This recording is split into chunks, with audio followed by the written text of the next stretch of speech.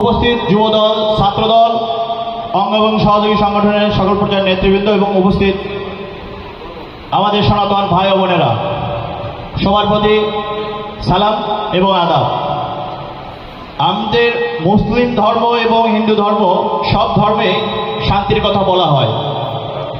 আমরা চাই আগামী দিনে এবং বর্তমানেও আপনারা বাধাহীনভাবে এই পূজা আপনাদের ধর্ম আপনারা পালন করে যান।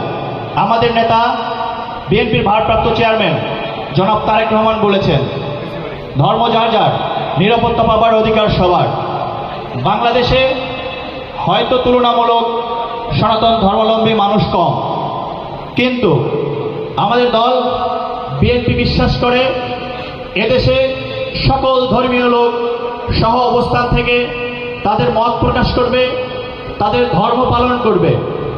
তাই বিএনপি ভারপ্রাপ্ত চেয়ারম্যান এবং আগামী দিনে শেরপুর ধনুটের আমাদের প্রিয় নেতা, ধনুট উপজেলা বিএনপির সংগ্রামী সভাপতি, সাবেক উপজেলা চেয়ারম্যান তৈদুল আলম মামুন ভাই আপনাদের শুভেচ্ছা জানিয়েছেন।